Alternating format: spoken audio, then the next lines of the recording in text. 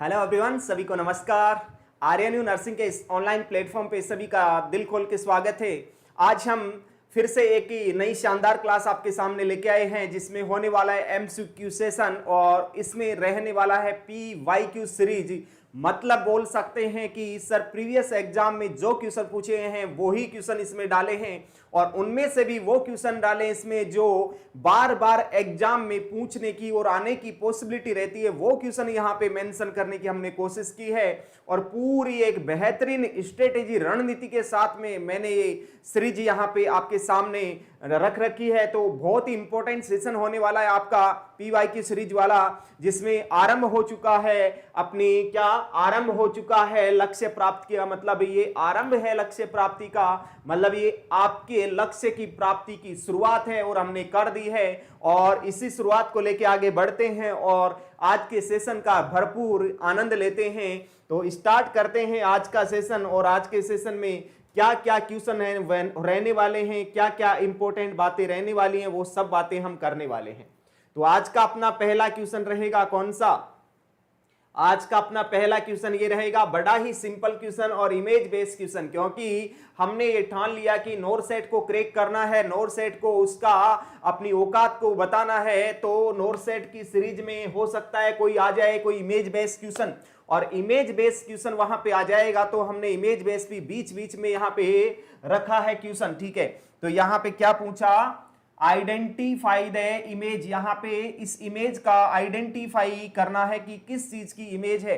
ये क्या फिटोस्कोप है, ये लैरिंगोस्कोप है कि ओटोस्कोप है कि फाइब्रोस्कोप है?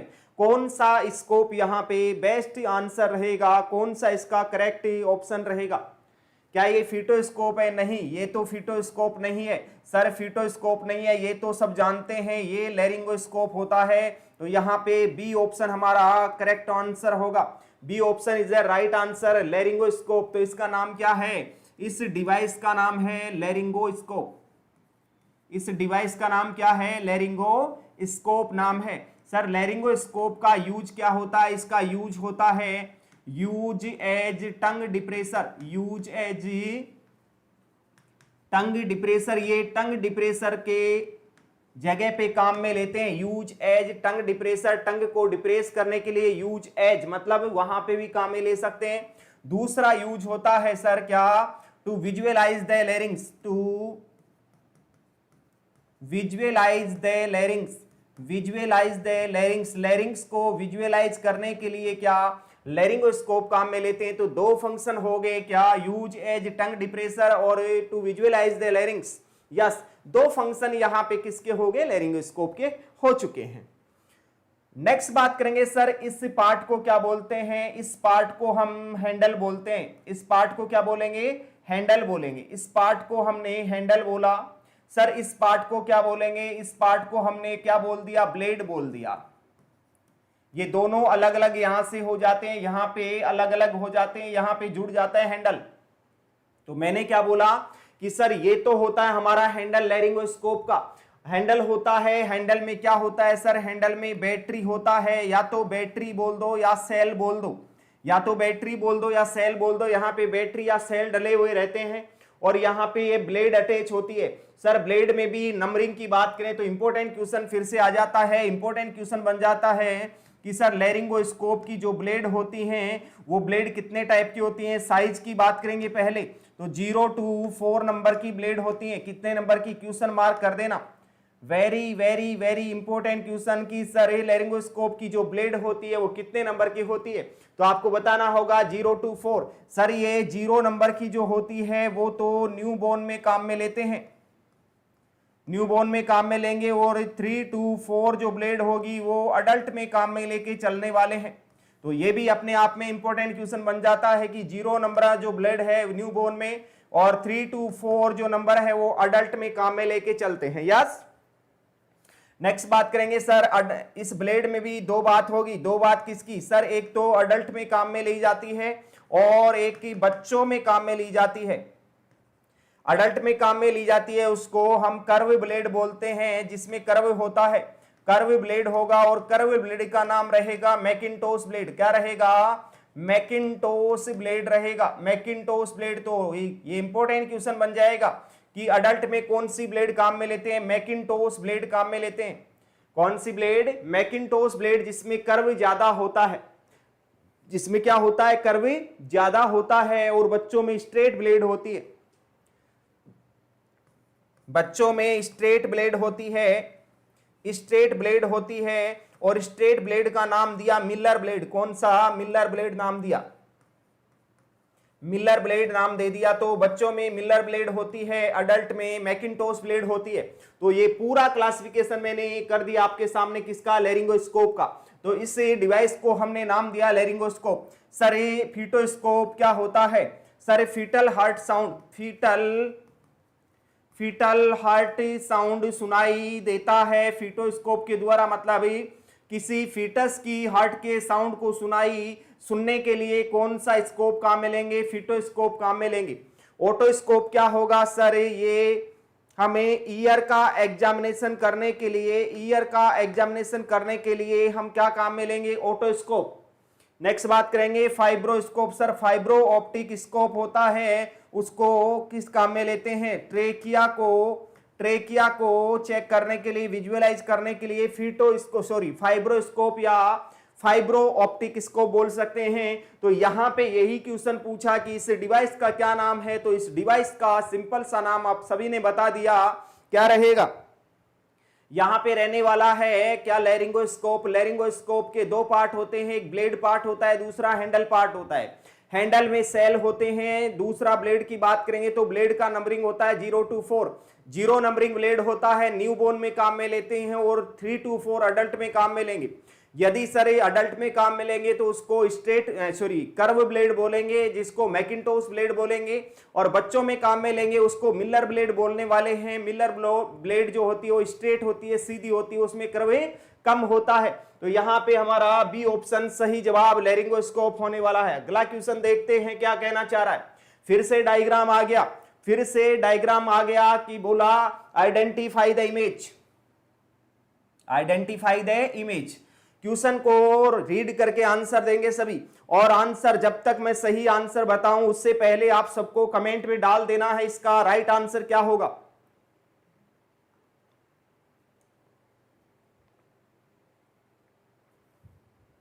क्या इसका राइट आंसर होगा, क्या इसको ईटी ट्यूब बोलेंगे, क्या इसको टीटी ट्यूब बोलेंगे, क्या इसको केस ट्यूब बोलेंगे, क्या इसको कैंथर ट्यूब बोलेंगे।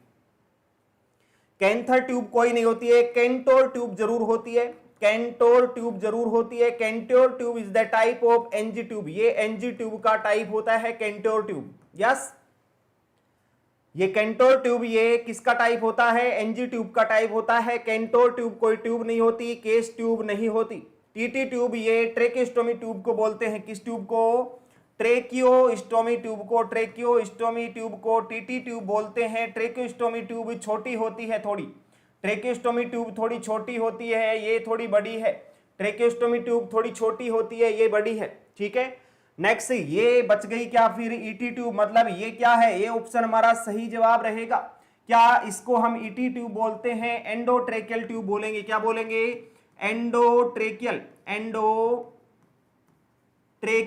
ट्यूब बोल के चलने वाले हैं इसको, ईटी ट्यूब, जिसको शॉर्ट में क्या बोला, ईटी ट्यूब, क्या बोला, ईटी ट्यूब बोला। सर इसके पार्ट्स और बता दो ईटी ट्यूब के। यहां पे देखो इमेज का नाम पूछा, तो इमेज का नाम तो हमने बता दिया, ईटी ट्यूब होता है। यहां पे मैं सिंपल बताऊंगा, बाकी आगे डायग्राम मैं खुद मेरे हाथ से मैनुअली बना के आपको पूरा समझाने वाला हूं। चिंता करने की कोई आवश्यकता नहीं है, क्योंकि यहां पे आप सीरीज देख रहे हो, क्या आरंभ सीरीज देख रहे हो, इसका मतलब आरंभ सीरीज में आपको सब कुछ वो मिलने वाला है जो हाथ से बना के, हाथ से लिख के मैं खुद बनाने वाला हूं, ठीक है।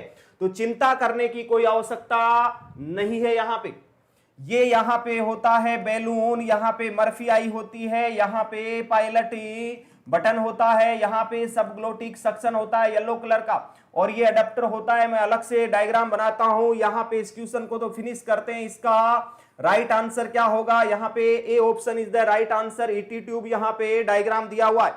ये डायग्राम किसका है, ये डायग्राम है ईटी ट्यूब का। बात सभी को समझ में आ रही होगी। बात सभी को समझ में आ रही होगी। क्या है? ईटी ट्यूब है, बात को समझ लेना।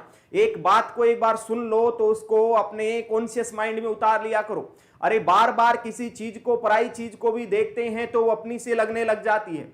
बार बार किसी चीज को देखते हैं, पराई चीज को भी देखते हैं तो अपनी सी लगने लग जाती है। तो अपन पढ़ाई को भी यदि बार बार देखेंगे तो ये भी अपनी सी लगने लग जाएगी, मतलब याद सब कुछ हो जाएगा। यस, तो चलो आगे बात करते हैं किसकी। हम इसको डिटेल से पढ़ने वाले हैं ईटी ट्यूब को। तो ईटी ट्यूब का हम डायग्राम बनाते हैं। ये ईटी ट्यूब का क्या हो गया? डायग्राम हो गया। ये ईटी ट्यूब का हो गया क्या? डायग्राम। यस, यहां पे हो गई ये मर्फी आई, ये हो गई क्या? मर्फी आई, ये हो गई मर्फी आई। इसको हम बोलेंगे मर्फी आई। यहां पे एक छेद होगा उसको मर्फी आई बोलेंगे। इसको हम क्या बोलेंगे? मर्फी आई बोलेंगे। छेद होता उसको मर्फी आई बोलेंगे। नेक्स्ट, यहां पे एक बैलून होता है, यहां पे एक बैलून होगा। इस बैलून को हम ईटी ट्यूब कफ बोलेंगे या बैलून बोलेंगे। ये बैलून होता है। सर यहां पे क्या होता है? यहां पे एक अडेप्टर होता है, यहां पे एक अडेप्टर होगा। और आगे बात करें कि सर यहां से एक तार जाता है, एक तार जाता है, छोटा सा बारीक सा तार जाता है जिसके द्वारा इस बैलून को फुलाया जाता है। और ये पायलट बटन से कनेक्टेड होता है, ये पायलट बटन से कनेक्टेड होता है। यस, ये होती है ईटी ट्यूब का डायग्राम। चलो देखते हैं। सर ये क्या है? ये एंड होल है। ये क्या है? ये एंड होल है, ये एंड होल है। सर इसका फंक्शन क्या होता है? O2 डिलीवरी का, मतलब यहां से O2 डिलीवर की जाती है। सर ये क्या है? ये यहां पे मर्फी आई है, ये मर्फी आई है, इसको हमने मर्फी आई नाम दे दिया। सर मर्फी आई का क्या फंक्शन होगा? मर्फी आई का फंक्शन होगा to prevent blockage of tube, to prevent blockage of tube. ये ट्यूब को ब्लॉकेज होने से बचाता है। अरे सिंपल सी बात है, यदि कमरे में एक ही खिड़की होगी तो हवा आर पार नहीं जाएगी। यदि कमरे के अंदर दो खिड़की रहेंगी, क्रॉस वेंटिलेशन होगा तो हवा आर पार जा सकती है। तो यहां पे भी एक छेद तो ये हो गया, एक छेद मर्फी आई वाला। दो छेद हो गए तो क्रॉस वेंटिलेशन मिल जाएगा, और कोई भी सिक्रेशन आएगा तो बाहर निकल जाएगा, क्रॉस वेंटिलेशन मिल गया। इसलिए कोई भी यदि कमरे में कोई गंदी, यहां पे गंदी स्मेल आ रही है तो क्रॉस वेंटिलेशन से वो बैड स्मेल है वो बाहर जा सकती है। वैसे ही यहां पे कोई यदि म्यूकस फंस गया, अरे म्यूकस फंस गया तो इधर से हवा आएगी, इधर से हवा आएगी, कहीं ना कहीं से ब्लॉकेज को हटा देगी। तो टू प्रिवेंट ब्लॉकेज, ब्लॉकेज से प्रिवेंट करता है। सर ये क्या है? ये तो क्या है? ईटी कफ बैलून है। क्या है? ईटी कफ है, कफ बोल सकते हैं या फिर इसको क्या बोल सकते हैं? बैलून बोल सकते हैं। सर ईटी कफ या बैलून का क्या क्या यूज होता है, क्या इंपॉर्टेंस है? तो बोलेंगे सर ये टाइडल वॉल्यूम को मेंटेन करता है। ये टाइडल वॉल्यूम को क्या करता है? मेंटेन करता है। कैसे मेंटेन करेगा? सिंपल सी बात समझना। सर हमें डाल दी गई है ईटी ट्यूब, ईटी ट्यूब डाल गई किसमें? ट्रेकिया में। जैसा कि मैं यहां पे डायग्राम बनाऊं, ये डायग्राम बना दिया ट्रेकिया का, ये ट्रेकिया हमने बना दिया और अंदर से डाल दी क्या? ET tube. अब ईटी ट्यूब डाल दिए तो ईटी ट्यूब के यहां से साइड से लीकेज हो सकता है, किसका? एयर का लीकेज हो सकता है। सर इस लीकेज को प्रिवेंट करने के लिए हमने क्या कर दिया? यहां पे बैलून फुला दिया। यदि हम यहां पे बैलून फुला देंगे तो क्या होगा? ये एंट्री बंद होगी। सर ऊपर से कोई भी माइक्रो ऑर्गेनिज्म की एंट्री नहीं हो सकती। बात को ध्यान से समझ लेना, ये बातें किताब में कतई नहीं मिलने वाली हैं। ये बातें किताब में बिल्कुल नहीं मिलेंगी, ये बातें आपको सीखने को मिल रही है, मतलब ध्यान देने की बातें हैं। सर यदि यहां पे ट्रेकिया के बीच में जगह रह गई, ईटी ट्यूब के साइड में से जगह रह गई तो माइक्रो ऑर्गेनिज्म की एंट्री हो सकती है, इन्फेक्शन हो सकता है। डायरेक्ट कहां पे जाएगा? लंग्स में जाएगा इन्फेक्शन। कहां पे जाएगा? फेफड़े में जाएगा इन्फेक्शन, लंग्स में इन्फेक्शन जाएगा। और लंग्स में इन्फेक्शन जाएगा तो वहां पे कंडीशन हो जाएगी, इन्फ्लामेटरी कंडीशन डेवलप होने वाली है। तो एक तो माइक्रोब्स की एंट्री को रोकता है, एक टाइडल वॉल्यूम को मेंटेन करता है कि सर रिवर्स बैक फ्लो को प्रिवेंट करता है, मतलब टाइडल वॉल्यूम को मेंटेन रखेगा। एक ही प्रॉपर प्लेस पे इसको मेंटेन रखेगा, फिक्स रखेगा ट्यूब को। तो क्या करेगा? यहां पे एक दो फंक्शन और लिख देते हैं। क्या? ये ट्यूब को फिक्स रखता है, ये फिक्स दे ट्यूब, ट्यूब को फिक्स रखता है। नेक्स्ट क्या? माइक्रो ऑर्गेनिज्म की एंट्री नहीं होने देता, माइक्रो ऑर्गेनिज्म की एंट्री नहीं होने देता। नेक्स्ट और क्या कर सकता है, म्यूकस या सिक्रेशन को नहीं जाने देता, सिक्रेशन को लंग्स तक नहीं जाने देता। तो ये सभी मैंने शॉर्ट में लिख दिया कि टाइडल वॉल्यूम को मेंटेन करता है ये balloon. Fix the tube, tube को फिक्स रखेगा, ट्यूब हिलेगी डुलेगी नहीं हमारे ट्रेकिया में। माइक्रो ऑर्गेनिज्म की एंट्री नहीं होने देगा, नीचे नहीं जाने देगा। और कुछ हमें हमारे ट्रेकिया में कुछ सिक्रेशन है, कुछ म्यूकस है, उसको भी लंग्स में नहीं जाने देगा। इससे क्या होगा, इससे एस्पिरेशन से बच सकते हैं, एस्पिरेटरी न्यूमोनिया से बच सकते हैं, इन्फेक्शन से बच सकते हैं। टाइडल वॉल्यूम मेंटेन रहेगी तो कहीं ना कहीं पेशेंट की रिकवरी के चांस ज्यादा होंगे। ये सभी इंपॉर्टेंट कंडीशन है यहाँ पे कफ के बारे में। आगे बात करेंगे, इसका नाम क्या है जिससे हम एयर पुश कर सकते हैं? सर एयर पुश करेंगे इससे, इसका नाम क्या है? इसका नाम है पायलटी बैलून। इसका नाम है पायलटी बैलून बोल दो या पायलट बटन बोल दो, पायलट बटन बोल सकते हैं। जहां से एयर पुश कर दे, कितनी करते हैं? 10 ml एयर पुश करते हैं यहां से, किसमें? बैलून में। यस। नेक्स्ट सर यहां पे ये होता है अडेप्टर, इसको क्या बोलेंगे? इसको हमें अडेप्टर बोलते हैं, इसको हमें अडेप्टर बोलते हैं। यहां से कनेक्ट होता है क्या? यहां से कनेक्ट हो सकता है अडेप्टर से क्या? वेंटी सर्किट कनेक्ट हो सकता है, वेंटी सर्किट कनेक्ट हो सकता है। वेंटी सर्किट कर दो या बेन सर्किट कर दो, BAIN बेन सर्किट। बेटा इसको ब्रेन सर्किट नहीं बोलना है, इसको BAIN बेन सर्किट बोलना है, नोट ब्रेन सर्किट। BAIN बोलना है, BRAIN नहीं बोलना है। बेन सर्किट को कनेक्ट कर सकते हैं और वेंटी सर्किट को कनेक्ट कर सकते हैं, एम्बू बैग को कनेक्ट कर सकते हैं। तो ये बहुत सारे मल्टीपल फंक्शन होंगे अडेप्टर के। तो ये होता है पूरी ईटी ट्यूब का पूरा क्लासिफिकेशन। ये पूरी ईटी ट्यूब आपके सामने होती है कंप्लीट, इसमें कोई भी इंफॉर्मेशन बची नहीं है। सर ये इस क्वेश्चन आ जाए, सर ये कौन से मटेरियल की बनी हुई रहती है? तो बोल देना मटेरियल होता है पीवीसी, पीवीसी मटेरियल होगा। और पीवीसी की फुल फॉर्म यदि एग्जाम में पूछ ले तो बोल देना पॉलीविनाइल क्लोराइड, पॉलीविनाइल क्लोराइड। ये फुल फॉर्म होगा किसका? पीवीसी का। ये पीवीसी का बना हुआ ट्यूब होता है ईटी ट्यूब। यस, पहले रेड रबर का भी बना हुआ होता था, लेकिन आजकल इसकी क्वालिटी को इंप्रूव करके ओनली पीवीसी की बनाने लग गए हैं। ये हमारा ईटी ट्यूब होता है कंप्लीट। चलो अगले क्वेश्चन पे हम चलते हैं और देखते हैं अगला क्वेश्चन क्या कहना चाह रहा है। देखिए यहां पे अगला क्वेश्चन क्या कहना चाह रहा है। बड़ा ही इंटरेस्टिंग क्वेश्चन है, बड़ा ही मजेदार क्वेश्चन है, इंटरेस्टिंग क्वेश्चन है और नोर सेट के लेवल का है। वाकई नोर सेट के लेवल का क्वेश्चन है।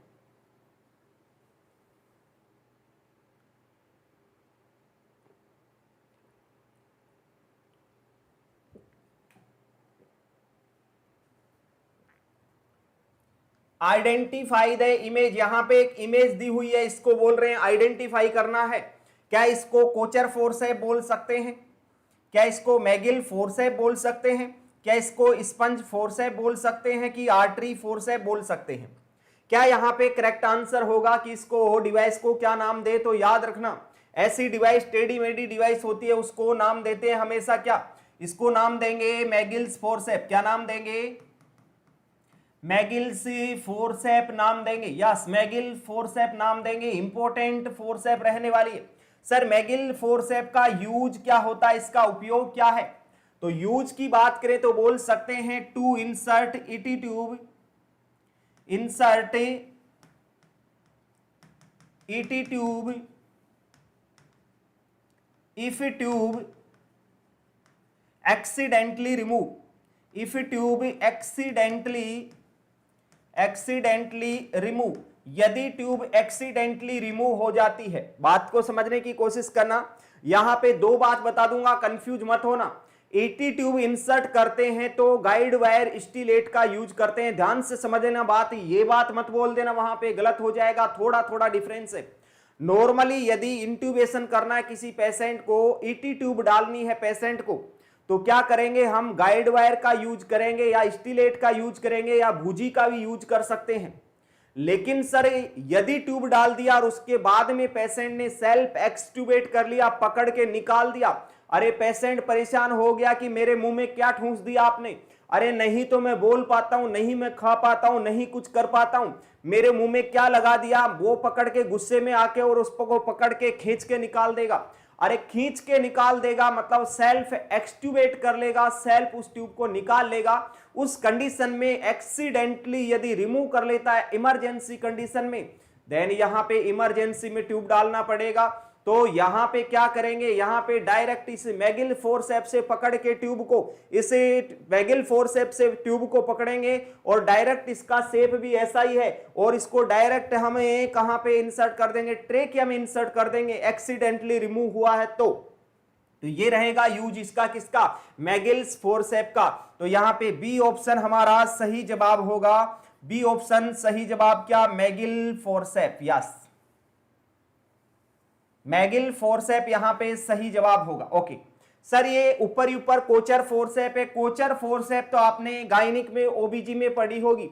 सर ओबीजी में कब पढ़ी होगी, OB Kocher forceps to rupture the to rupture artificial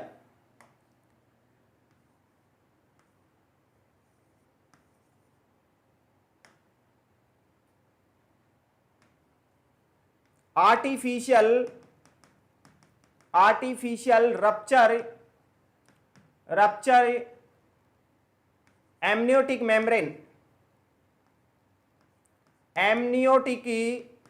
एमनियोटिकी membrane क्या करते हैं, ओबीजी में पढ़ते हैं कि सर नॉर्मली क्या होता है, जब बच्चे का जन्म होता है, जब डिलीवरी होती है बच्चे की, तो बच्चे से पहले आने से पहले वो एमनियोटिक मेम्ब्रेन रप्चर हो जाती है और उस एमनियोटिक मेम्ब्रेन से बाहर निकलता है फ्लूइड, जिसको एमनियोटिक फ्लूइड बोलते हैं। सर मेम्ब्रेन रप्चर हो जाती है नॉर्मली, लेकिन कई महिलाओं में रप्चर नहीं हो पाती, उसको आर्टिफिशियल रप्चर करना होता है। तो ओबीजी का डॉक्टर होता है, गायनिक का जो डॉक्टर होता है वो बोलता है लाइए दीजिए, अरे उस कंडीशन में हम क्या देंगे उस डॉक्टर को उठाएंगे और दे देंगे क्या, कोचर फोर्सेप, और कोचर फोर्सेप से रप्चर कर देगा डॉक्टर किसको, एमनियोटिक मेम्ब्रेन को। तो एमनियोटिक मेम्ब्रेन को रप्चर कर देगा जिससे एमनियोटिक फ्लूइड बाहर आएगा, इसको कोचर फोर्सेप बोलते हैं। तो बात समझ में आई कि नहीं आई, yes.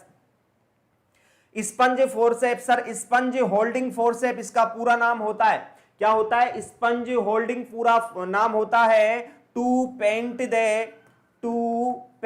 The skin before surgery, skin before surgery, surgery से पहले स्किन को पेंट करना है तो किससे करेंगे, स्पंज होल्डिंग फोर्सेप से करेंगे।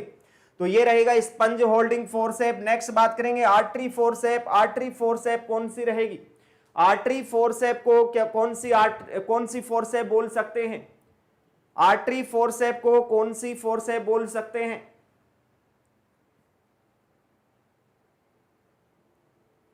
हाँ तो आर्टरी जो फोर्सेप होती है इससे क्लैंप करते हैं किसको, क्लैंप द आर्टरी। जब हम सर्जरी कर रहे होते हैं, आर्टरी कट हो जाती है, ब्लीडिंग ज्यादा हो जाती है, उस कंडीशन में आर्टरी फोर्सेप से हम आर्टरी को क्लैंप कर देते हैं, इसी को हम आर्टरी फोर्सेप बोल के चलते हैं। सो यहाँ पे ये डायग्राम किसका है, मैगिल फोर्सेप का है, तो बी ऑप्शन हमारा सही जवाब रहने वाला है। देखते हैं अगला क्वेश्चन क्या पूछना चाह रहा है, यहाँ पे अगला क्वेश्चन क्या पूछना चाह रहा है, क्या पूछना चाह रहा है अगला क्वेश्चन, बताइए अगला क्वेश्चन का आंसर क्या होगा। तो पढ़ते हैं क्या, मैक्रोफेजेज आर रेस्पॉन्सिबल फॉर, हमारी बॉडी में बहुत सारी मैक्रोफेजेज होती हैं, वो रेस्पॉन्सिबल होती हैं, किसके लिए रेस्पॉन्सिबल होंगी, क्या फेगोसाइटोसिस के लिए, क्या pinocytosis, apoptosis, endocytosis. Sir apoptosis का मतलब तो होता है प्रोग्राम्ड सेल डेथ, क्या होता है, प्रोग्राम्ड सेल डेथ। यदि किसी की प्रोग्राम्ड सेल डेथ होती है उसको हम अपोप्टोसिस बोल के चलते हैं। इसका मतलब यहां पे सी ऑप्शन तो नहीं है, एंडोसाइटोसिस ये भी ऑप्शन नहीं है, पिनोसाइटोसिस ये भी ऑप्शन नहीं है, फेगोसाइटिक एक्शन होगा, फेगोसाइटिक एक्शन मतलब ए ऑप्शन सही आंसर होगा। फेगोसाइटोसिस का मतलब होता है भक्षण करना, हिंदी में लिख दूं मैं भक्षण करना, भक्षण करना मतलब ये फेगोसाइटोसिस होगा, या फिर मैं बोल सकता हूं एंगल्फमेंट करना, क्या एंगल्फमेंट करना, खा जाना, भक्षण करना, इसको बोलेंगे क्या, फेगोसाइटोसिस। तो हमारी बॉडी में जो भी फेगोसाइटोसिस होती है जो भी फैगोसाइटोसिस होती है, जो भी मैक्रोफेजेज होती हैं, वो क्या करती हैं, भक्षण करती हैं। जैसे एक एग्जांपल बताऊं कि हमारे ट्रेकिया में मास्ट सेल होती हैं, क्या, मैक्रोफेजेज। हमारे ट्रेकिया में मैक्रोफेजेज का नाम होता है, हमारी ट्रेकिया में मैक्रोफेजेज का नाम रहेगा, क्या नाम रहेगा, नाम रहेगा मास्ट सेल। और मास्ट सेल सिक्रेशन करती है और मैक्रोफेजेज का काम करती है। यदि हमारे ट्रेकिया में फॉर एग्जांपल एक टीबी का वायरस, ट्यूबरकुलोसिस का वायरस वहां पे एंटर करेगा, टीबी का बैक्टीरिया एंटर करेगा, टीबी का वायरस एंटर करेगा, ऐसा बोल दो, तो वहां पे एंटर करेगा माइक्रो ऑर्गेनिज्म टीबी वाला, तो वहां पे मास्ट सेल उसको ट्रैप करने की कोशिश करेंगे और वहां पे ट्रैप करने की कोशिश करेंगे उस बैक्टीरिया को, तो ट्रैप कर पाएंगी तो ठीक बात है। यदि ट्रैप फेल हो गया, इफ ट्रैप फेल, तो बैक्टीरिया चला जाएगा कहां पे, लंग्स में। और बैक्टीरिया यदि लंग्स में चला जाएगा, यदि बैक्टीरिया लंग्स में चला जाएगा तो वहां पे इंफेक्शन पैदा करेगा। तो वहां पे हम बोल सकते हैं कि मैक्रोफेजेज ने कोशिश तो की थी, फैगोसाइटिक एक्शन करने की कोशिश तो की थी, लेकिन ट्रैप फेल हो गया, वो ट्रैप नहीं कर पाई, तो इंफेक्शन आगे जाके वहां पे प्रोड्यूस होने वाला है। तो यहां पे ए ऑप्शन बेस्ट ऑप्शन होगा कि मैक्रोफेजेज सभी फैगोसाइटिक एक्शन दिखाती हैं। अब यहां पे देखने वाले हैं कि सर सभी हमारी बॉडी में मैक्रोफेजेज पाई जाती है, उनके नाम लिख दो, सभी की एक लिस्ट बना दो। तो बनाते हैं। फर्स्ट हम बात करेंगे कि सर ब्रेन में कौन सा मैक्रोफेजेज होता है, तो बोल देना neuroglial cell, microglial cell, microglial cell, microglial cell या न्यूरोग्लियल सेल। न्यूरोग्लियल सेल यहां पे होती है, क्या, न्यूरोग्लियल सेल या microglial cell is the macrophages of the brain. दूसरा बात करेंगे हम किसका, ट्रेकिया का। सर ट्रेकिया में कौन सी मैक्रोफेजेज होंगी, तो बोल देना मास्ट सेल, यहां पे ट्रेकिया में मैक्रोफेजेज होंगी, कौन सी, मास्ट सेल यहां पे मैक्रोफेजेज होंगी। नेक्स्ट तीसरा पॉइंट की हम बात करेंगे, तीसरा रहेगा हमारा स्प्लीन। तो स्प्लीन में कौन सा मैक्रोफेजेज रहेगा, तो बोल देना reticulo endothelial cell, reticulo endothelial cell, reticulo endothelial cell यहां पे मैक्रोफेजेज रहने वाली है। Yes, very very important chapter चल रहा है, बहुत ज्यादा इंपॉर्टेंट होने वाला आपके लिए। चौथा मैक्रोफेजेज का बात करेंगे तो लिवर का बात करेंगे। लिवर सबसे इंपॉर्टेंट रहेगा, फोकस करूंगा क्योंकि लिवर का क्वेश्चन बहुत बार एग्जाम में पूछा गया। तो लिवर की मैक्रोफेजेज का नाम होता है कूफर सेल, क्या होता है, कूफर सेल होता है। Kupffer cell is the macrophages of the liver. Yes.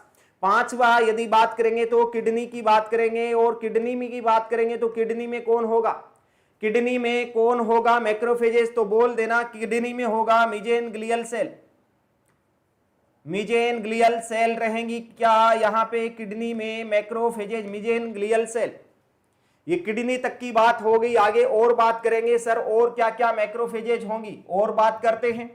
Sir यहाँ पे स्किन की बात करने वाले हैं, यहाँ पे हम इंटेस्टाइन की बात करने वाले हैं, इंटेस्टाइन की बात करने वाले हैं। स्किन में होती है लैंगरहैंस सेल, कौन सी, लैंगरहैंस सेल होती है, लैंगरहैंस सेल होती है macrophage. Very very very important question, सभी क्वेश्चन यहां पे इंपॉर्टेंट होने वाले हैं, क्योंकि यहां से एक क्वेश्चन तो जरूर एग्जाम में पूछ लिया जाता है, एग्जामिनर जरूर यहां से एक आधा क्वेश्चन तो जरूर पूछता है। यस, इंटेस्टाइन में जो मैक्रोफेजेज रहेंगी इसको हम बोलने वाले हैं कौन सी, पेयर्स पैचेज सेल, कौन सी, पेयर्सी पैचेज सेल, पियर्सी पैचेज सेल ये रहेंगी इंटेस्टाइन की। नेक्स्ट बात करेंगे कि सर प्लेसेंटा की कौन सी रहेगी, तो प्लेसेंटा की रहने वाली हॉप बॉयर सेल, कौन सी रहेगी, Hofbauer cell, Hofbauer cell, Hofbauer cell रहेगी प्लेसेंटा की।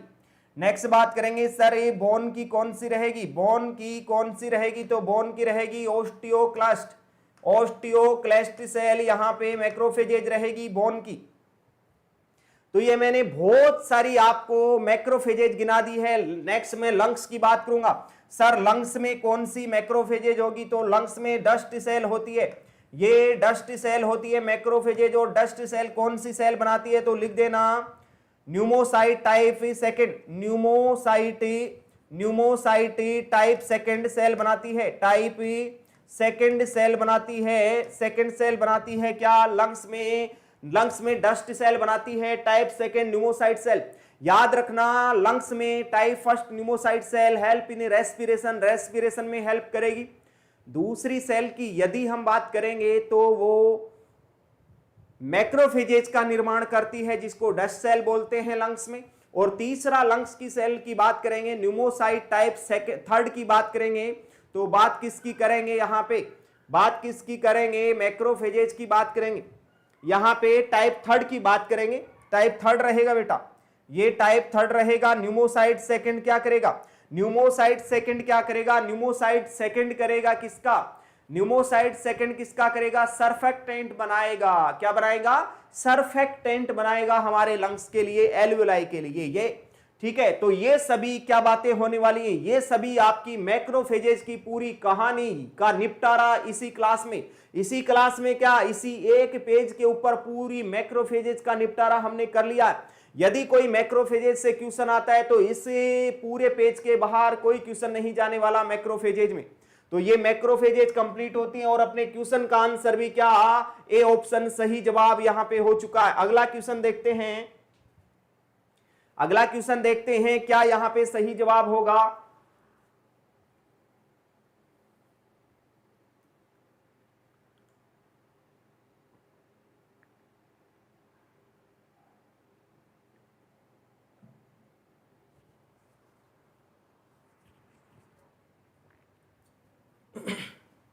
Other name for collapsing pulse is, अरे अदर नेम कोलैप्सिंग पल्स का क्या है, क्या उसको थ्रेड पल्स बोल सकते हैं, क्या उसको वाटर हैमर पल्स बोल सकते हैं, क्या उसको बाउंडिंग पल्स बोलेंगे कि पल्स डेफिसिट बोलेंगे। सर ये कोलैप्सिंग पल्स का water hammer pulse other name होगा। डायरेक्ट हम चलते हैं ऑप्शन के ऊपर और बी ऑप्शन हमारा सही जवाब रहेगा। बी ऑप्शन सही जवाब रहेगा कि सर कोलैप्सिंग पल्स होता है, कोलैप्सिंग पल्स होता है। और कोलैप्सिंग पल्स का अदर नेम की बात करेंगे तो होता है क्या, वाटर हैमर पल्स। क्या, वाटर हैमर पल्स रहेगा। इंपॉर्टेंट बात तो ये आती है कि सर वाटर हैमर पल्स कब देखने को मिलता है और वाटर हैमर पल्स क्या होता है। तो मैं बोलूंगा फोर्सफुल पल्स, इसकी डेफिनेशन लिख रहा हूं मैं यहां पे, मैं डेफिनेशन लिख रहा हूं वाटर हैमर पल्स की। Forceful pulse, forceful pulse, sudden disappear, sudden disappear, sudden disappear due to aortic regurgitation, aortic regurgitation, aortic regurgitation. Yes, very very very important question, regurgitation very important question. पहले बात तो ये कि sir water hammer pulse कौन सी condition में देखा जाएगा, तो बोल देना आंसर ये है, आंसर क्या है कि सर एरोटिक रीगजिटेशन में देखने को मिलता है। कोई पूछेगा कि सर एरोटिक रीगजिटेशन क्या होता है, नॉर्मली हमारा लेफ्ट वेंट्रिकल कॉन्ट्रैक्शन करता है, लेफ्ट वेंट्रिकल जैसे ही कॉन्ट्रैक्शन करेगा वैसे ही हमारा ब्लड पूरी बॉडी में सर्कुलेट होगा और यहां पे पल्स जनरेट हो जाएगी, हार्ट बीट जनरेट होगी। तो पल्स जैसे ही जनरेट होती है तो वो सडन गायब हो जाती है। फोर्सफुल पल्स तो आएगी लेकिन सडन डिसअपियर हो जाएगी, सडन गायब हो जाएगी। अरे पल्स तो आई थी, फोर्स से आई थी, लेकिन सडन गायब हो गई, सडन वापिस चली गई, गायब हो गई, मतलब हथौड़े की चोट मार के वापिस चली गई। अरे वापिस क्यों गई, वापिस इसलिए गई क्योंकि हमारे लेफ्ट वेंट्रिकल के नीचे एरोटा होता है और एरोटिक वाल होता है। तो एरोटिक वाल में बैक फ्लो हो जाएगा, बैक फ्लो क्योंकि एरोटिक वाल में खराबी हो चुकी है और वहां से बैक फ्लो होगा तो लेफ्ट वेंट्रिकल में वापिस ब्लड आ जाएगा, वापिस आएगा तो उसको एरोटिक रीगजिटेशन हमने बोल दिया। क्या बोल दिया, एरोटिक रीगजिटेशन। तो पहला क्वेश्चन यही पूछेगा एग्जामिनर की वाटर हैमर पल्स किसमें देखने को मिलती है, आप बोल देना एरोटिक रीगजिटेशन में देखने को मिलती है। वाटर हैमर पल्स की डेफिनेशन क्या होती है, तो आपको बताना होगा कि वाटर हैमर पल्स की definition sir forceful pulse sudden disappear यदि हो जाती है तो उसको बोल के चलते हैं वाटर हैमर पल्स या कोलैप्सिंग पल्स। यस, नेक्स्ट बात करेंगे थ्रेड पल्स किसमें होती है। सर थ्रेड पल्स डिहाइड्रेशन में देखने को मिलती है। कभी डिहाइड्रेशन में थ्रेड पल्स देखने को मिलती है, डिहाइड्रेशन वाले पेशेंट में। थ्रेड मतलब धागे के नुमा स्ट्रक्चर होगी, तो thread pulse is seen in dehydration patient, dehydration में देखने को मिलेगी थ्रेड पल्स। बाउंडिंग पल्स कब देखने को मिलेगी, तो बोल देना हाइपरवोलेमिया में देखने को मिलती है। हाइपरवोलेमिया में हमेशा बाउंडिंग पल्स देखने को मिलती है। पल्स डेफिसिट किस में देखने को मिलेगी, तो बोल देना पल्स डेफिसिट का डेफिनेशन क्या होगा, बोल देना पल्स डेफिसिट का डेफिनेशन क्या, द डिफरेंस बिटवीन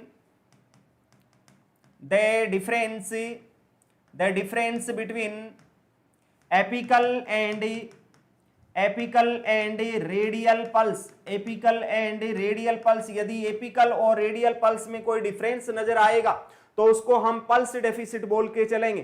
तो ये सभी मैंने पल्स का पूरा क्लासिफिकेशन यहीं पे आपको दे दिया है। और अपना क्वेश्चन ये पूछा था कि कोलैप्सिंग पल्स को कौन सी पल्स बोलते हैं, तो कोलैप्सिंग पल्स का दूसरा नाम होता है वाटर हैमर पल्स। तो यहाँ पे बी ऑप्शन हमारा सही जवाब रहने वाला है, बी ऑप्शन यहाँ पे सही जवाब होगा। याद रखना कि क्वेश्चन को यदि हम अच्छे से समझ लेंगे तो क्वेश्चन का जवाब तो सही आएगा।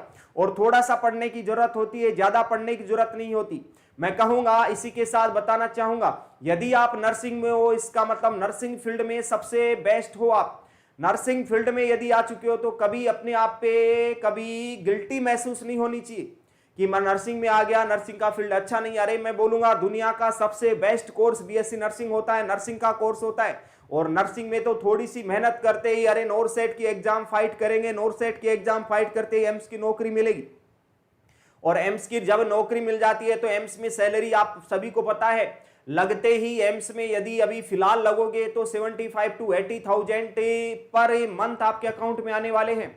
मतलब ये बहुत बड़ा अमाउंट होता है, छोटा अमाउंट नहीं होता। इसमें सब सपने साकार कर सकते हो, सब सपने साकार कर सकते हो, अपने माँ बाप के सपने को पूरा कर सकते हो, क्योंकि 80,000 छोटी रकम नहीं होती है, बहुत बड़ी अमाउंट होती है।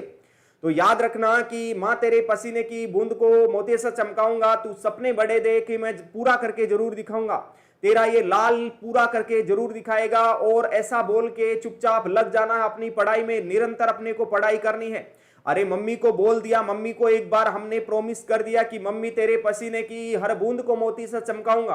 अरे मोती सा तब चमकाओगे जब आप मोती सी आंखों से पढ़ोगे, ये मोती की तरह आंखें, इनको पढ़ाई में लगाओगे तब आप मोती सा चमकाओगे। तो बात ये रहे है इंपॉर्टेंट कि यदि आप लगातार पढ़ते हो और अपने माँ बाप के सपने को मन में रखते हो, दिमाग में रखते हो, निश्चित रूप से सफलता मिलती है। हाँ, मैं समझ सकता हूं स्टूडेंट लाइफ ऐसी होती है जिसमें डीमोटिवेशन भी बीच बीच में आता रहता है। वो कहते हैं कि लाइफ में उतार चढ़ाव आएगा आएगा और जाएगा, क्योंकि कहा है अटल बिहारी वाजपेयी जी ने क्या बोला था कि सरकारें आएंगी सरकारें जाएंगी मगर मेरा भारत जिंदा रहना चाहिए, मेरा संविधान जिंदा रहना चाहिए, अमर रहना चाहिए। तो मेरा संविधान अमर रहना चाहिए, भारत मिटना नहीं चाहिए। तो वही बात है कि ये एग्जाम आती रहेंगी जाती रहेंगी, मतलब अपना ये वजूद जिंदा रहना चाहिए। एग्जाम का कोई इंपॉर्टेंस नहीं है, एग्जाम तो हम कभी भी स्टडी करके हम पास कर लेंगे। चलो, तो ये सब हमने ठान लिया है कि हम मेहनत से पढ़ेंगे और मेहनत से पढ़ के एग्जाम देंगे और सिलेक्शन लेंगे। एक नर्सिंग ऑफिसर की पोस्ट लेनी है, कोई बड़ी बात नहीं हमारे लिए, आराम से ले सकते हैं। इसी के साथ अगला क्वेश्चन क्या कहना चाह रहा है देखिए, और फटाक से आंसर देंगे। चलो देखते हैं यहां पे क्या इसका सही जवाब होगा।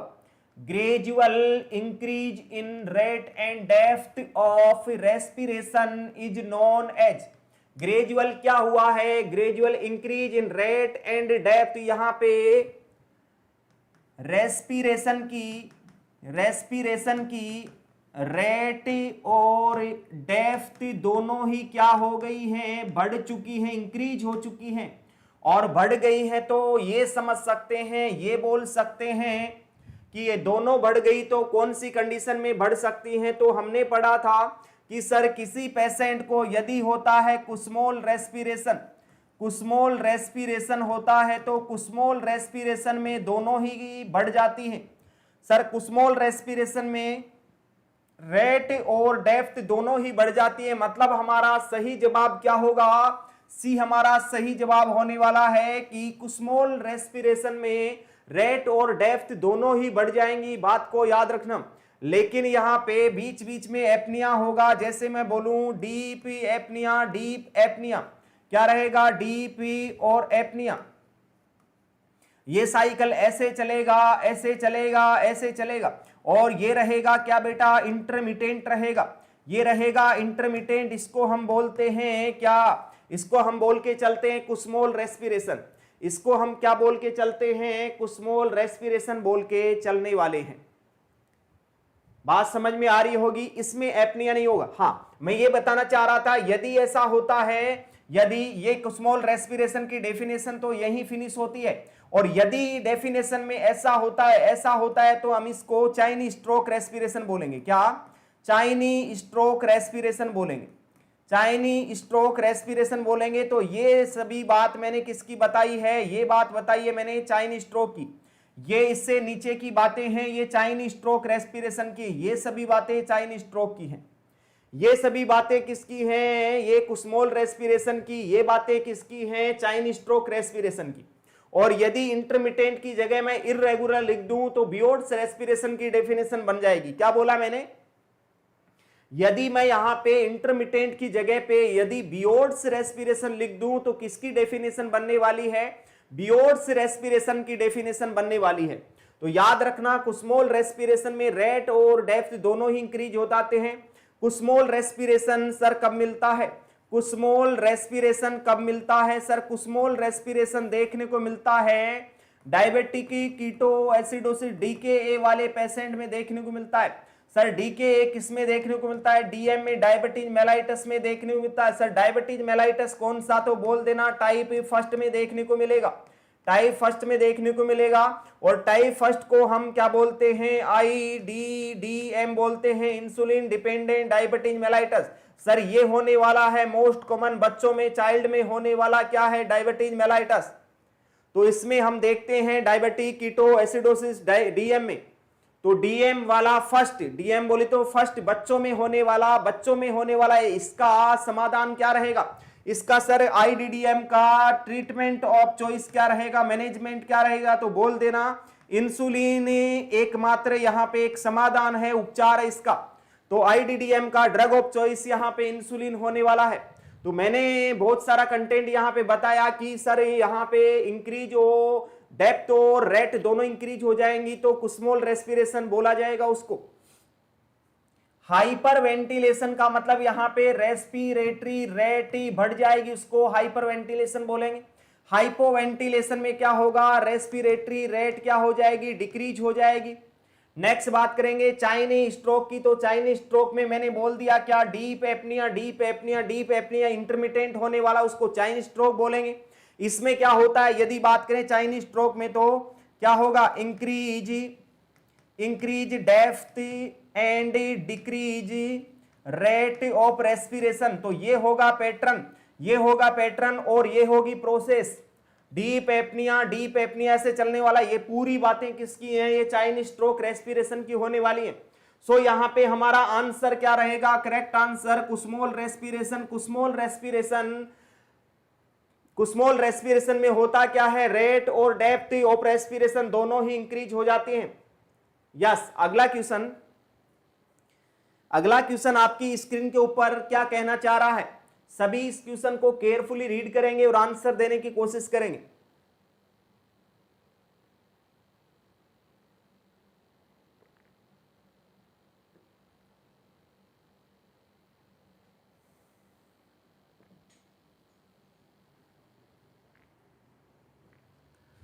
क्वेश्चन में पूछा क्या, which of the following colored containers must be used for discarding human anatomical waste in hospital। Sir ये क्वेश्चन आया है उठ के कहां से, BMW से। BMW का मतलब BMW कार, और BMW कार तो सभी की सपनों की कार होती है और आपकी भी होगी और मेरी भी है। BMW कार के सपने देखेंगे तभी साकार होंगे, क्योंकि सबसे पहले कोई चंद्रमा पे गया था तो पहले उसकी सोच गई थी, बाद में वो चल के गया था। तो पहले हम सोचेंगे तभी हम कर पाएंगे। सर मैं नॉरसेट में सेलेक्ट होना चाहता हूं, मैं एम्स में जॉब करना चाहता हूं, मैंने सोचा और उसके प्रति मेहनत की तो मेरा सिलेक्शन हो गया। तो पहले हम सोचेंगे BMW के बारे में, सर BMW कैसे खरीद सकते हैं। सर इसका खरीदने का छोटा सा उपाय है, वो हमारे पास है, वो हमारी मुट्ठी में है, कैसे खरीद सकते हैं? सर कुछ नहीं करना, हमारे को डेली लगातार ईमानदारी के साथ में पढ़ना है और पढ़ के एक ही नौकरी मिलेगी। इसमें एक एग्जाम देना पड़ेगा नोरसेट का, नोरसेट का एग्जाम देके हमारे को नोरसेट में सेलेक्ट किया कर लिया जाएगा, देन हमें एम्स में नौकरी मिलेगी और एम्स वाले हमें पर महीना पर मंथ 80,000 रुपए देंगे और उससे हम BMW आराम से ला सकते हैं। ये छोटा सा उपाय है, ये सब हम कर सकते हैं। तो ये अब आपको प्रण लेना होगा कि बेटा पढ़ना तो होगा, क्योंकि पढ़ाई का कोई शॉर्टकट होता ही नहीं है, पढ़ाई का कोई शॉर्टकट होता ही नहीं है, क्योंकि वो कहते हैं कि शॉर्टकट यदि पढ़ाई का होता, लोग क्यों अपनी रातें खराब कर देते, क्यों अपनी रातें जगाते, अपनी आंखों को खराब करते। पढ़ाई का कोई शॉर्टकट नहीं होगा, पढ़ना ही पड़ेगा और हम सब पढ़ेंगे, क्योंकि पढ़ने से ही सब कुछ हमें मिल पाएगा जो हम चाहते हैं। ठीक है, तो BMW यहां पे बेटा BMW कार नहीं होगी, यहां पे होगा biomedical, biomedical waste, biomedical waste, यहां पे इसका क्या रहेगा, फुल फॉर्म रहेगा बायोमेडिकल वेस्ट। बायोमेडिकल वेस्ट में सर जो बैग होते हैं, कंटेनर होते हैं, वो होते हैं कितने, 1 2 3 और 4, 4 कलर होते हैं।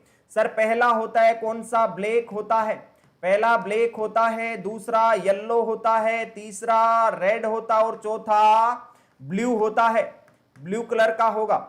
ब्लैक मतलब यहाँ पे काला बैग होगा, दूसरा यहाँ पे येलो का मतलब पीला बैग होगा, नेक्स्ट यहाँ पे रेड का मतलब लाल बैग होगा, नेक्स्ट यहाँ पे ब्लू का मतलब नीला बैग होगा। सर आपने हिंदी में क्यों लिखा, हिंदी में इसलिए लिखा, अभी समझ में आ जाएगा।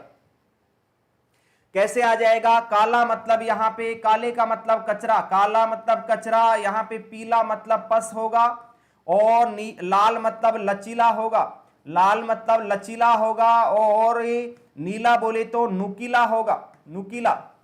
तो यहाँ पे नुकीला का मतलब है शार्प वेस्ट, सभी शार्प वेस्ट इसमें डालने वाले हैं। लचीला, लचीला बोले तो प्लास्टिक, सभी प्लास्टिक आइटम इसी में आएंगे, सभी प्लास्टिक आइटम इसी में आने वाले हैं। नेक्स्ट पस, पस का मतलब कोई भी बॉडी फ्लूइड हो सकता है, ह्यूमन एनाटॉमिकल वेस्ट हो सकता है, ह्यूमन एनाटॉमिकल वेस्ट हो सकता है। यस, नेक्स्ट काला कचरा बोले तो जनरल वेस्ट, जनरल वेस्ट में कोई कूड़ा कचरा आ सकता है, जनरल वेस्ट। जनरल वेस्ट में क्या आएगा, जनरल वेस्ट में जैसा कि हमने एक मेडिसिन ली और मेडिसिन का व्रेपर जो कार्टून था, उसका ऊपर का कवर था, वो हटा के काले कचरे में डाल देंगे, मतलब ब्लैक कलर के कंटेनर में डालेंगे।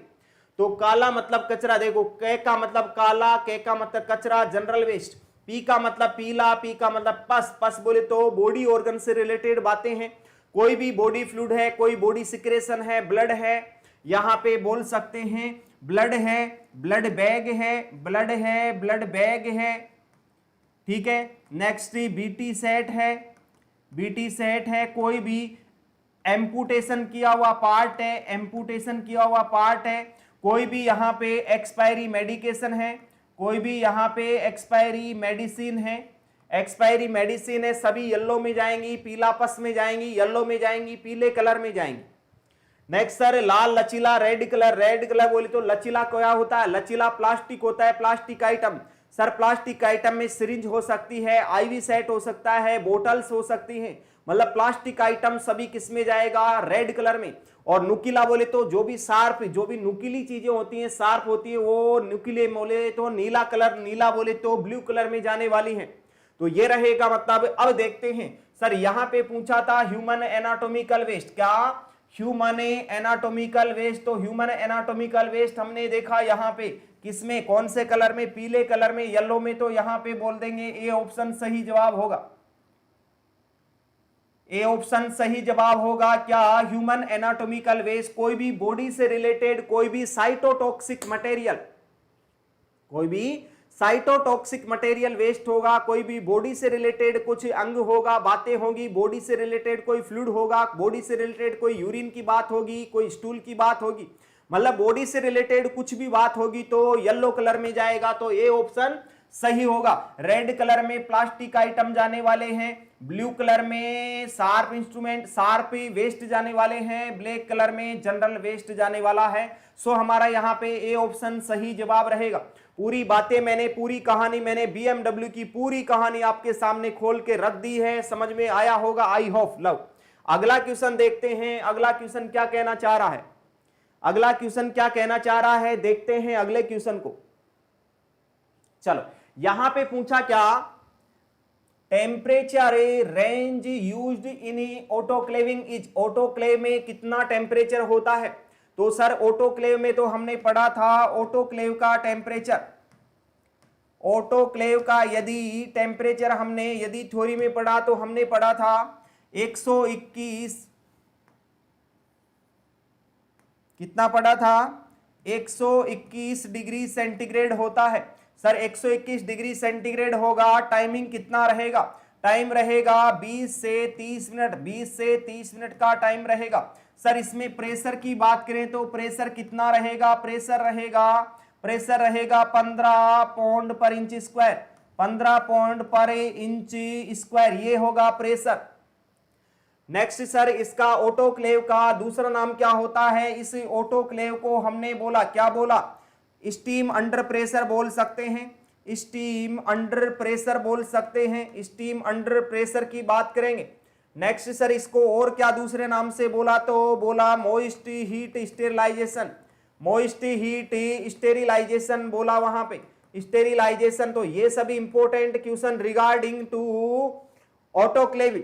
नेक्स्ट सर ऑटोक्लेव से यदि कोई इंस्ट्रूमेंट को स्टेरिलाइज किया जा सकता है, सर स्टेराइल आर्टिकल्स जो होते हैं, स्टेराइल आर्टिकल्स जो होते हैं वो हम यूज कर सकते हैं। यूज कब तक कर सकते हैं, 7 डेज तक कर सकते हैं, उसके बाद में हमें उसको दोबारा से स्टेरिलाइज करवाना होगा। क्या, यदि हमने आर्टिकल्स को सेट को नहीं खोला है, यदि अनओपन्ड है तो अनओपन्ड जो भी आर्टिकल्स रहेंगे 7 डेज तक यूज कर सकते हैं।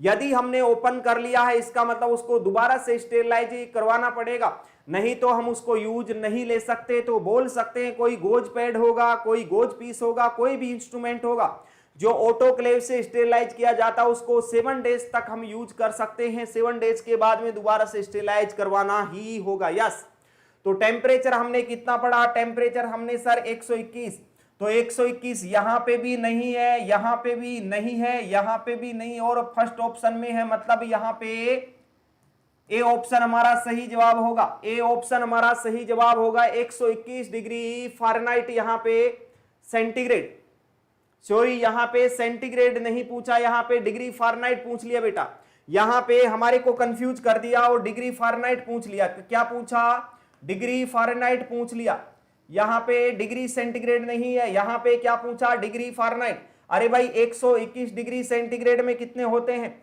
121 डिग्री सेंटीग्रेड जो होता है उसमें फ़ारेनहाइट में बात करेंगे तो 249.8 डिग्री फ़ारेनहाइट, मतलब मैं बोल सकता हूं कि 250 डिग्री फ़ारेनहाइट होगा। यस, निकाल के देख सकते हैं, तो यहां पे 250, सी ऑप्शन बेस्ट ऑप्शन होगा, सी हमारा सही जवाब होगा। देखो ऐसे क्वेश्चन में एग्जाम में प्रॉब्लम आ जाती है, देखो हमारे यही प्रॉब्लम आ गई, मतलब एग्जाम में हमें प्रॉब्लम आ सकती है। तो फ़ारेनहाइट में अलग होता है, डिग्री सेंटीग्रेड में अलग होता है। हमने तो पहला ऑप्शन देखा 121, तो हम तो इमोशनल हो गए, हम तो भावुक हो गए और भावनाओं में बह गए, और भावनाओं में बहते हुए कोई काम करता है तो हमेशा ही गलत होता है। तो भावनाओं में बहते हुए किसी काम को नहीं करना चाहिए। वो कहते हैं क्या कहते हैं कि कभी भी गुस्से में आकर कोई डिसीजन, निर्णय नहीं लेना चाहिए। यदि कभी प्यार ज्यादा आ रहा है, खुशी ज्यादा आ रही है, तभी निर्णय नहीं लेना चाहिए। आराम से नॉर्मल स्थिति में निर्णय लेना चाहिए, डिसीजन लेना नहीं चाहिए। क्या, यदि किसी के ऊपर ज्यादा प्यार आ रहा है, खुशी ज्यादा हो रही है, निर्णय नहीं लेना है, गलत ही जाएगा। यदि कभी गुस्सा आ रहा है, लड़ाई हो रही है, तब भी निर्णय नहीं लेना है, निर्णय गलत ही जाएगा। निर्णय तो सोच समझ के आराम से बैठ के लिया जाएगा, वही निर्णय सही होगा। और हमने सोच समझ के बैठ के आराम से निर्णय यही लिया है कि हमारे लिए कोई दुनिया में कोई बेस्ट है तो एम्स की नौकरी और नर्सिंग ऑफिसर बनना हमारे लिए बेस्ट है, तो वो ही हमें करने वाले हैं और उसी के लिए दिन रात हमारी मेहनत चल रही है और ये मेहनत हमारी साकार होगी। ये मेहनत हमारी सपनों की मेहनत है, ये मेहनत हम साकार करके छोड़ेंगे, मतलब हमारी नौकरी पक्की है, नर्सिंग ऑफिसर बन के ही रहेंगे। बात समझ में आ रही होगी। तो एम्स अपना सपना है, टारगेट है, उसको अचीव करके ही रहेंगे। तो डिग्री फ़ारेनहाइट में पूछा तो डिग्री फ़ारेनहाइट में 250 डिग्री फ़ारेनहाइट रहेगा। सी ऑप्शन सही जवाब रहेगा हमारा। बात समझ में आ रही है क्या? बात समझ में आ रही है क्या? बात समझ में आ रही होगी। तो यहां पे इमोशनल होके जवाब दोगे, इमोशनल होके जवाब दिया तो 121 गया। तो याद रखना इमोशनल कभी नहीं होना है। वो कहते हैं ना, तेरी मेरी तेरी मेरी तेरी मेरी कहानी। अरे कहानी गलत हो जाएगी बेटा, कहानी हमें किताब में लिखनी है, कहानी हमें पेपर में लिखनी है, कहानी किसी की नहीं लिखनी, कहानी नर्सिंग ऑफिसर की लिखनी है। हमें नर्सिंग ऑफिसर की कहानी लिखनी है और एम्स के जुबानी लिखनी है। एम्स में जाएंगे और नर्सिंग ऑफिसर की कहानी लिखेंगे तो वो कहानी लिखनी है, इसलिए हमें पढ़ना पड़ेगा और पढ़ना पड़ेगा तो सी ऑप्शन करना होगा। सी ऑप्शन मतलब डिग्री फ़ारेनहाइट में जवाब देना होगा 250 degree Fahrenheit. C option is the right option. चलो अगला क्वेश्चन देखते हैं, अगला क्वेश्चन क्या कहना चाह रहा है। हाँ, क्या पूछा क्वेश्चन में, pressure range use in autoclaving is. Sir ये क्वेश्चन तो हमें आता है क्योंकि प्रीवियस इसी क्वेश्चन में हमने पढ़ा। इसका जवाब जो आपने बताया वो ही जवाब होगा। क्या प्रेशर पूछ लिया, ऑटोक्लेव का नॉर्मल प्रेशर कितना होता है। तो प्रीवियस अभी मैंने लिखा, क्या लिखा, यहां पे लिखा प्रेशर कि सर इसका प्रेशर कितना होता है, तो मैंने लिखा 15 पाउंड पर इंच स्क्वायर, 15 पाउंड पर इंच स्क्वायर। तो देखते हैं 15 पाउंड स्क्वायर कितना होता है। यहां पे लिख रखा है बी ऑप्शन में, क्या बी ऑप्शन में लिख रहा है 15 से 17, तो ये ऑप्शन हमारा बी ऑप्शन सही जवाब होगा।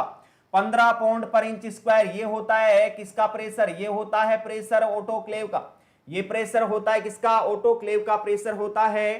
तो यहां पे D option, C option, A option सभी गलत है, हमारा बी ऑप्शन सही जवाब रहेगा।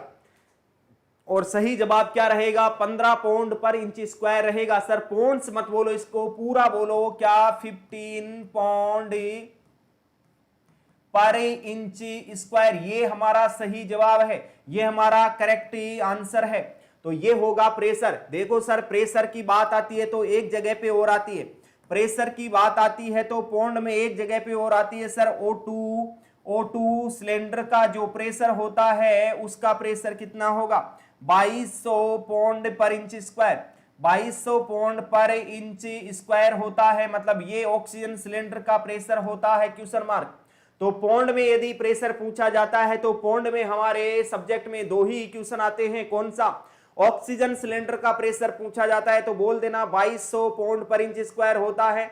और यदि पूछे हमें किसका, ऑटोक्लेव का, तो बोल देना 15 पाउंड पर इंच स्क्वायर होता है, 15 पाउंड पर इंच स्क्वायर होता है। सर पाउंड को हम एलबी भी बोल सकते हैं, हाँ यस एलबी भी बोल सकते हैं, इसको पाउंड को हम एलबी भी बोल सकते हैं। तो याद रखना एलबी और पाउंड एक ही बात है, यस।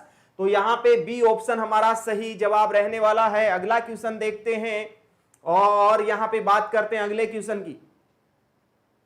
क्या अगला क्वेश्चन है और यहां पे सही जवाब क्या होने वाला है, अगले क्वेश्चन का सही जवाब क्या होने वाला है।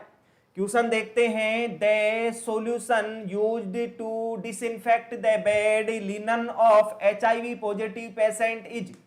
यहां पे पूछा कि सर एक HIV पॉजिटिव पेशेंट का बेड है, उसको किससे हम क्लीन कर सकते हैं, किससे हम क्लीन कर सकते हैं। तो याद रखना मैं क्वेश्चन यहां पे लिखूंगा, यदि कोई HIV पॉजिटिव पेशेंट है या हेपेटाइटिस B और C पॉजिटिव पेशेंट है और या फिर स्पिल मैनेजमेंट कर रहे हो, आप क्या कर रहे हो, स्पिल मैनेजमेंट कर रहे हो, यदि तीनों बात एग्जाम में कोई पूछता है तो बोल देना, क्या बोल देना, 1% सोडियम हाइपोक्लोराइड जवाब दे देना।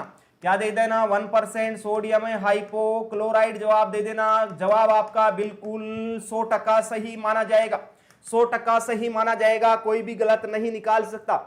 बात को समझने की कोशिश करना। सर एक हमारे वार्ड में आया HIV पॉजिटिव पेशेंट या फिर हिपेटाइटिस बी या हिपेटाइटिस सी पॉजिटिव हमारे पेशेंट में वार्ड में पेशेंट आ गया, तो वार्ड में पेशेंट आया तो उसके क्लोथ्स भी हैं, उसके ब्लैंकेट्स भी हैं, उसकी मैट्रेस भी है, उसकी बेडशीट भी है। सर उसके क्लोथ्स को किससे हम क्लीन कर सकते हैं, डिसइंफेक्ट कर सकते हैं? तो बोल देना HIV पॉजिटिव पेशेंट के आर्टिकल्स को, क्लॉथ को, लिनन को, बेडशीट को किससे क्लीन करेंगे? तो बोल देना 1% सोडियम हाइपोक्लोराइड सॉल्यूशन से करने वाले हैं। दूसरा बात हो गया सर स्पिल का। सर स्पिल में क्या हो सकता है? स्पिल में सर ये मरकरी फॉल डाउन हो गई फ्लोर के ऊपर, मरकरी फ्लोर के ऊपर गिर चुकी है, ब्लड गिर चुका है या फिर कोई बॉडी सिक्रेशन गिर चुका है। उस कंडीशन में क्या करेंगे सर? मरकरी को उठाने के लिए हम स्पिल मैनेजमेंट किट होता है, स्पिल किट का उपयोग करते हैं, जिसमें मरकरी के चारों ओर एक पिल्ली पट्टी बना देंगे। क्या बना देंगे? यहां पे सर मरकरी गिर चुकी है, मरकरी गिर गई तो चारों तरफ पीली पट्टी बना देंगे। कौन सी? पीली पट्टी बना देंगे, येलो लाइन बना देंगे, पीली पट्टी बना देंगे, मतलब यहां पे येलो लाइन बनाने वाले हैं, येलो लाइन बना देंगे। येलो लाइन बनाने के बाद में इसको सिरिंज और ड्रॉपर से, किससे? सिरिंज और ड्रॉपर से कलेक्ट कर लेंगे। सिरिंज और ड्रॉपर से हम क्या कर लेंगे? इसको कलेक्ट कर लेंगे। हाथ नहीं लगाएंगे, ग्लव्स पहन के काम करेंगे, क्योंकि मरकरी बहुत ज्यादा पॉइजनस होगी। तो इसको कलेक्ट करने वाले हैं।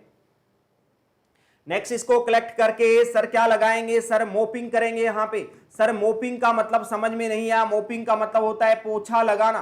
क्या लगाना? पोछा लगाना, मतलब ये मोपिंग का काम होता है। तो मोपिंग का मतलब पोछा लगाना। तो पोछा किससे लगाएंगे? सर मरकरी को और ब्लड को उठा तो लिया, लेकिन पोछा किससे लगाएंगे? तो बोल देना 1% सोडियम हाइपोक्लोराइड सॉल्यूशन से हम पोछा लगा देंगे और HIV positive, hepatitis positive patient के आर्टिकल्स को, लिनन को, क्लॉथ को, ब्लैंकेट को, सभी को क्लीन करेंगे with the help of 1% sodium hypochloride solution. तो यहां पे हमारा डी ऑप्शन सही जवाब होगा। क्या पूछा था यहां पे क्वेश्चन में? क्या पूछा था? क्वेश्चन में पूछा था कि HIV पॉजिटिव पेशेंट है, HIV पॉजिटिव पेशेंट को सॉल्यूशन किसका? लिनन को डिसइंफेक्ट करने के लिए कौन सा सॉल्यूशन? तो sodium hypochloride solution. Yes sir, ये तीनों किस काम में आते हैं? तीनों काम में आते हैं सर ये थर्मामीटर को डिसइंफेक्ट करने के। किसको? थर्मामीटर को डिसइंफेक्ट करने के लिए काम में आते हैं, जिससे हम टेम्परेचर मापते। और थर्मामीटर को डिसइंफेक्ट करने के लिए हम सेवलोन काम में ले सकते हैं, लाइजोल ले सकते हैं और डिटोल ले सकते हैं। सर इनका रेशियो कितना होता है, टाइम कितना होता है? तो याद रखना इनका रेशियो होता है, टाइम कितना होता है मैं यहां पे लिखता हूं। डिटोल का रेशियो होता है 1:40, टाइमिंग होता है डिटोल का 5 मिनट। याद रखना, very very important question. Next बात करूंगा लाइजोल का। लाइजोल का रेशियो होता है 1:40 और टाइमिंग होता है ओनली 3 मिनट, 3 मिनट का टाइमिंग होता है। नेक्स्ट सर लाइजोल का क्वेश्चन आता है तो 1:20 इसका रेशियो रहेगा और टाइमिंग रहेगा 5 मिनट का, 5 मिनट का टाइमिंग रहेगा। तो मैंने सब कुछ यहाँ पे क्लियर कर दिया और यहाँ पे आंसर हमारा डी सही होगा। सोडियम हाइपोक्लोराइड सॉल्यूशन, वो भी कितना परसेंट? 1%। तो ये थे आज के हमारे सेशन के very very very important question, जो शानदार क्वेश्चन थे, जो प्रीवियस एग्जाम में पूछे गए और आगे भी अपकमिंग एग्जाम में पूछने की पूरी संभावना बनती है। तो यहाँ पे मैंने ये क्वेश्चन लिए, पूरी मेरी रणनीति के साथ में मैंने आपको क्वेश्चन देने की कोशिश की और पूरा कंटेंट मैंने पूरी मेरी ईमानदारी के साथ में यहाँ पे डिलीवर करने की कोशिश की है। आई होप ये क्लास आपको बहुत अच्छी लगी होगी। ये क्लास आप बिल्कुल बार बार देखिए और इसको पेपर पे लिख लिख के याद करिए, बहुत इंपॉर्टेंट होने वाली है। ये आपका नर्सिंग ऑफिसर की नौकरी लगवाने में 100% भूमिका अदा करने वाली है। तो आज की क्लास को, आज के सेशन को यहीं देते हैं विराम। फिर मिलते हैं अगली क्लास में एक जोश और जुनून के साथ में अगले क्वेश्चन में। चलो तब तक के लिए थैंक यू।